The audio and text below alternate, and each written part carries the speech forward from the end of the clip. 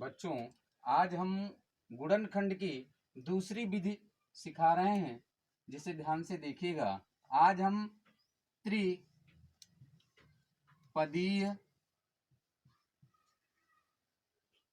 व्यंजकों का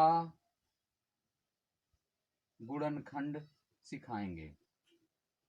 गुणनखंड सिखाएंगे, जिसे ध्यान से देखिएगा। बच्चों, किसी भी त्रिपदी व्यंजक में का गुणनखंड करते समय अंतिम संख्या के पहले यदि प्लस चिन्ह है तो अंतिम संख्या के ऐसे दो खंड किए जाते हैं कि जिनका योगफल बीच वाली संख्या प्राप्त हो।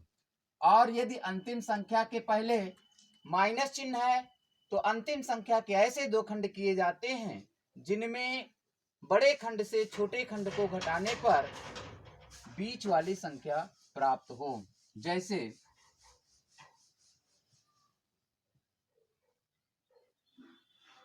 X square plus 5x plus 6। हम देखते हैं कि अंतिम संख्या के पहले प्लस चिन्ह है तो अंतिम संख्या के ऐसे दो खंड करते हैं जिनको जोड़ने पर बीच वाली संख्या प्राप्त हो। तो देखिए बच्चों, सबसे पहले 6 के गुणनखंड करेंगे तो 6 के गुणनखंड होते हैं 3 गुणे 2 और 6 के दूसरे गुणनखंड होते हैं 6 गुणे 1। चूंकि हमको जोड़ने पर 5 लाना है इसलिए 6 के गुणनखंड 3 गुणे 2 लेंगे, अर्थात x square plus 3 plus 2x plus 6।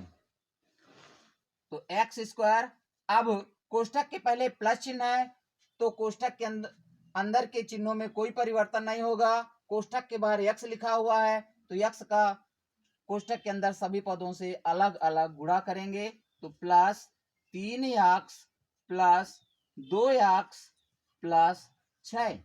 अब देखते हैं पदों की संख्या 4 हो जाती है। दो दो के जोड़ा बनाएंगे और पहले नियम के अनुसार कॉमन लेंगे तो पहले खंड में x कॉमन है तो x निकालेंगे तो पहले पद में x बचेगा धन दूसरे पद में 3 बचेगा। प्लस का चिन्ह है, प्लस लेंगे, दोनों में 2 का भाग चला जाता है इसलिए 2 कॉमन ले लेंगे तो पहले में x बचता है और दूसरे में 2 का भाग 6 में देंगे तो 3 बचेगा। अब 2 पद हो गए, दोनों पदों में x प्लस 3 कॉमन है तो x प्लस 3 कॉमन ले लेंगे तो पहले पद में x बचता है और दूसरे पद में 2 बचता है। इस प्रकार बच्चों, यह गुणनखंड का पहला नियम है कि यदि अंतिम संख्या के पहले प्लस चिन्ह है तो अंतिम संख्या के ऐसे दो खंड किए जाते हैं जिनको जोड़ने पर बीच वाली संख्या प्राप्त हो। गुणनखंड का दूसरा नियम, जब अंतिम संख्या के पहले ऋण चिन्ह हो, जैसे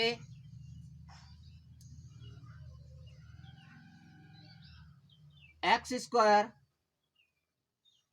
प्लस 7x माइनस 18।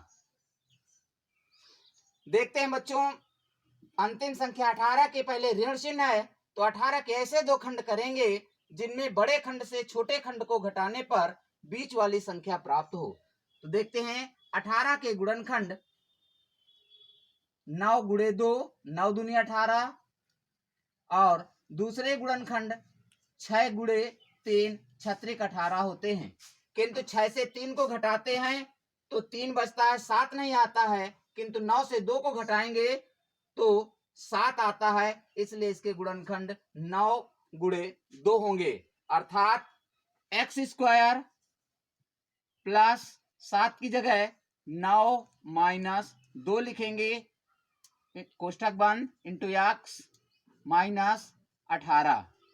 आप कोष्ठक खोलेंगे, कोष्ठक के पहले धन चिन्ह है तो अंदर के चिन्हों में कोई परिवर्तन नहीं करेंगे, अर्थात x square plus 9x minus 2x minus 18। पदों की संख्या 4 हो जाती है, दो दो पदों के जोड़ा बनाएंगे और कॉमन विधि से हल करेंगे। तो पहले में x कॉमन है, x निकालेंगे तो पहले पद में x बचता है, धन दूसरे पद में 9 बचेगा। फिर माइनस चिन्ह कॉमन लेंगे, दोनों पदों में 2 का भाग चला जाएगा, 2 कॉमन ले लेंगे, पहले पद से x बचेगा, माइनस से माइनस कॉमन निकल गया, प्लस बचा, 2 का भाग 18 में दिया, 9 आया। अब पदों की संख्या 2 हो जाती है, दोनों पदों में x प्लस 9 कॉमन है, x प्लस 9 कॉमन ले लेते हैं तो दूसरे कोष्ठक में x माइनस 2 बचता है। इस प्रकार बच्चों त्रिपदी व्यंजक के गुणनखंड के दोनों नियम तुम सीखे। इसमें तीसरे तरीके का सवाल आता है, जैसे 2x² प्लस 5x प्लस 3। तो यदि x² के पहले कोई संख्या दी जाती है तो सबसे पहले वाली संख्या का अंतिम संख्या में गुणा करते हैं, अर्थात 2 × 3 = 6। अब 6 के ऐसे दो खंड करते हैं कि यदि अंतिम संख्या के पहले प्लस चिन्ह है तो जोड़ने पर बीच वाली संख्या आ जाए, और ऋण चिन्ह है तो बड़े खंड से छोटे खंड को घटाने पर बीच वाली संख्या आ जाए। तो 6 के गुणनखंड होंगे 3 × 2 और 6 के गुणनखंड होंगे 6 × 1। 6 और 1 जोड़ने पर 7 आता है, ये गुणनखंड नहीं होंगे। 3 और 2 जोड़ने पर 5 आता है, इसलिए गुणनखंड 3 और 2 होंगे। तो 2x² plus 3 plus 2x plus 3 कोष्ठक खोल लेते हैं तो 2x² plus 3x plus 2x plus 3। पदों की संख्या 4 हो गई, 2 के जोड़ा बना लेंगे। पहले जोड़े में x कॉमन है, x कॉमन ले लेंगे तो पहले पद से बचेगा 2x प्लस दूसरे पद में बचेगा 3, फिर प्लस चिन्ह है, प्लस चिन्ह लगा देंगे। दोनों संख्याओं में कोई भी संख्या कॉमन नहीं है, इसलिए कॉमन 1 निकालेंगे तो बचेगा 2x प्लस 3। अब पदों की संख्या 2 है, दोनों पदों में 2x प्लस 3 कॉमन है, 2x प्लस 3 कॉमन ले लेंगे तो पहले पद में x बचता है और दूसरे पद में 1 बचता है।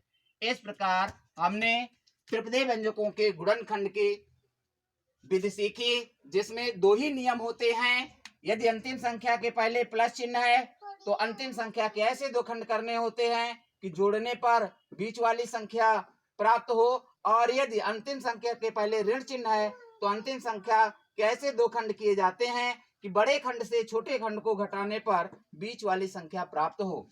और यदि x² के पहले कोई संख्या लिखी गई है तो सर्वप्रथम उस संख्या का गुणा अंतिम पद से करते हैं, और गुणनफल में शेष वही 2 नियम लगाते हैं। यदि प्लस चिन्ह है तो गुणा करने पर जोड़ने पर बीच वाली संख्या प्राप्त हो, और अगर ऋण चिन्ह है तो बड़े खंड से छोटे खंड को घटाने पर बीच वाली संख्या प्राप्त हो।